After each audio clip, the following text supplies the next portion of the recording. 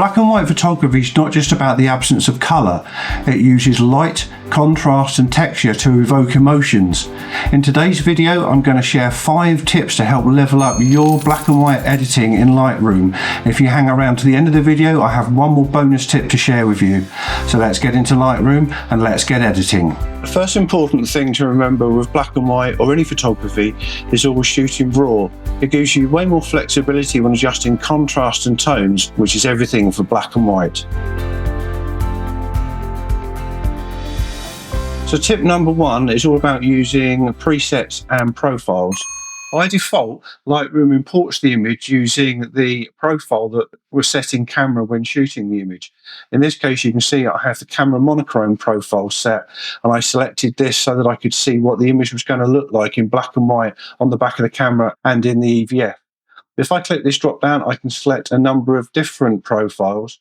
I've got the adaptive black and white, there's the Adobe monochrome. And then if I click browse here, I can select from a number of different profiles to give a different starting look to the image. As well as profiles, we can also apply presets to the image. A difference between a preset and a profile is baked into the image and we have no control over the profile. Whereas a preset just changes the individual sliders within Lightroom to make edits. We can then adjust those edits as we see fit.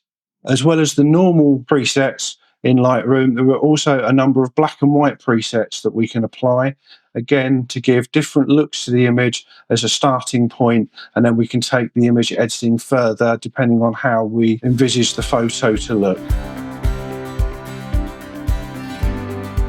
Tip number 2 is all about nailing the contrast and the tones within the image.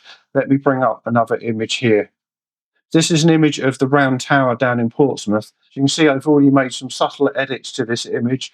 It involves increasing the exposure and contrast, increasing the highlights, the shadows, and then down onto the tone curve, which is another really good way of introducing contrast to an image. I've just created a simple S-curve here by increasing the highlights, decreasing the shadows, and then pulling up the black point and the white point a little bit, just so we aren't clipping the blacks or the whites. That's on and off. You can see it is very subtle, but it just provides a little bit of more contrast into the image.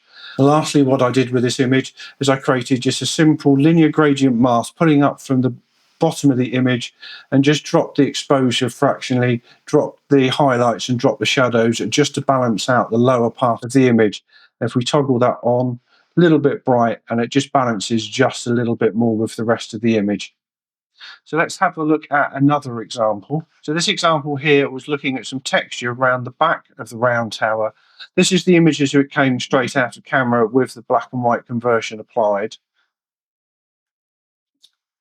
And then this is the image edited. Again, we've increased the contrast, we've increased the highlights, dropped the shadows, dropped the whites, and dropped the black point a little bit just to provide more contrast within the image. Again, if we look at the tone curve, I've applied that same characteristic S-curve, a little bit more subtle this time, where I've just increased the highlights a little bit, pulled down the shadows, pulled up the black point, pulled down the white point. Then here's the image without.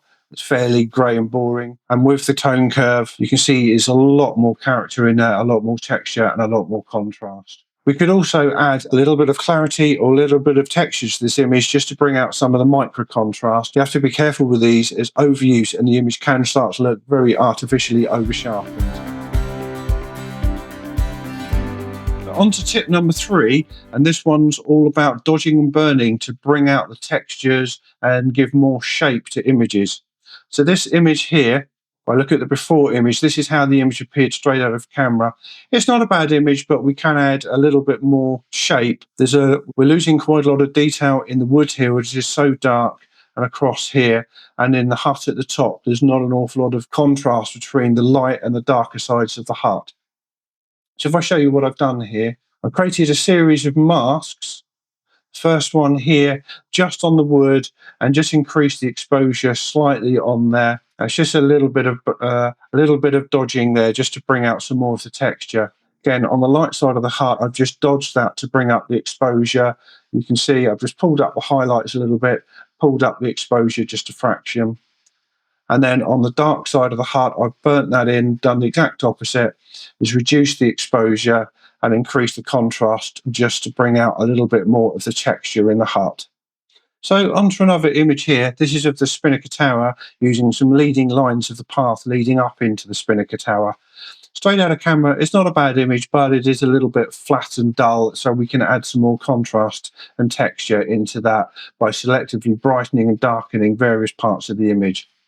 So this is how the image looks afterwards. So I've just made some basic adjustments here, increased the exposure slightly, increased the contrast, dropped the highlights and the shadows, and then in the tone curve once more, just a subtle S curve, drop the whites and increase the blacks, which gives us this image here. But what I've also done is I've used the masks. So first of all, I created a sky mask, increased the contrast quite a bit and reduce the exposure, reduce the highlights and the shadows just to bring out a little bit more of the texture in the clouds. The second mask I created was a linear gradient brought up from the bottom of the image, where I've just increased the contrast and decreased the shadows part just to darken down the lower part of the image, just to balance a little bit better and just to draw the eye into the image. Thirdly, I added another linear gradient just to the top of the sky and intersected it with the sky, so I'm not selecting the Spinnaker Tower, and just ever so slightly darkened that down, just so there's a little bit more contrast between the top and the sky. Then lastly, I masked in just the Spinnaker Tower. I had subtracted the mask from these people down the bottom, and I just increased the contrast and increased the shadows just ever so slightly, just to bring out the Spinnaker Tower a little bit more. So there's the before and the after, and you can see it now stands out a little bit more against the sky. Our fourth tip is all about using the black and white conversion panel to selectively brighten or darken the various different colours within the image. This image here I took of the trawler, you can see straight out of camera how it looks. And then with the adjustments I've applied using the black and white conversion tool here, I've decreased the reds, which just brings out the contrast in this life ring here and at the two sides. I've increased the oranges, which brightens up the superstructure here, decreased the yellows, which decreases the light on this side of the boat, just gives a little bit more contrast across the front. And then the blues, I dropped the blues down a fair bit just to darken this light area of the image, which is a little bit distracting without it. So here's the before and here's the after. And I think you can see that gives a lot more contrast to the image. So on to the last example, and this is the Clarence Pier Tower down in Clarence Pier in Southsea. On the right, we've got the original colour image, and as you can see, there is quite a lot of colour contrast between the yellows and the blues. But what we want to do is to use those in black and white, and we can use the selective colour mixer to brighten and darken the individual colours. Let's have a look at the black and white image. We go to the black and white conversion tool. As you can see, I've brightened up the yellows. I've darkened down the blues, which just gives a lot of contrast between the light and the dark now, whereas before it was colour contrast. Now we've got light contrast.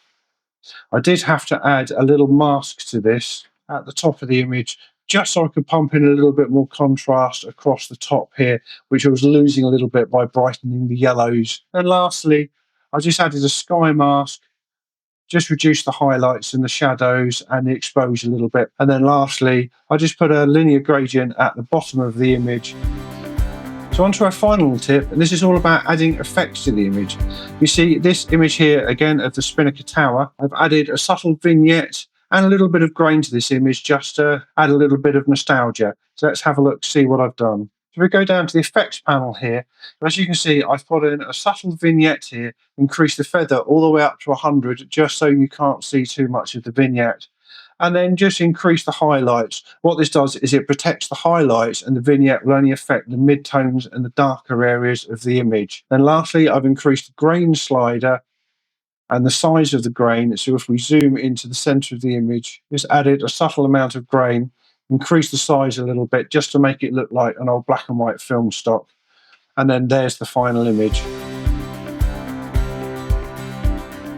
So my bonus tip is we can also use external software to edit our photos, as well as Lightroom. Now, I use the old Google version of the NYX collection software, which unfortunately is no longer available, but I will put a link below to the current version, which I believe is version 7. So I've got this image here in colour, and what I can do, if I go edit in, open this in Silver Effects Pro, and this will allow me to convert the image to black and white and give me an awful lot of control over how the black and white conversion looks. Down the left-hand side, we have a number of different presets that we can apply to the image. These are similar to Lightroom presets, but I just find that for black and white images, this is so much better than the presets that are provided by Lightroom.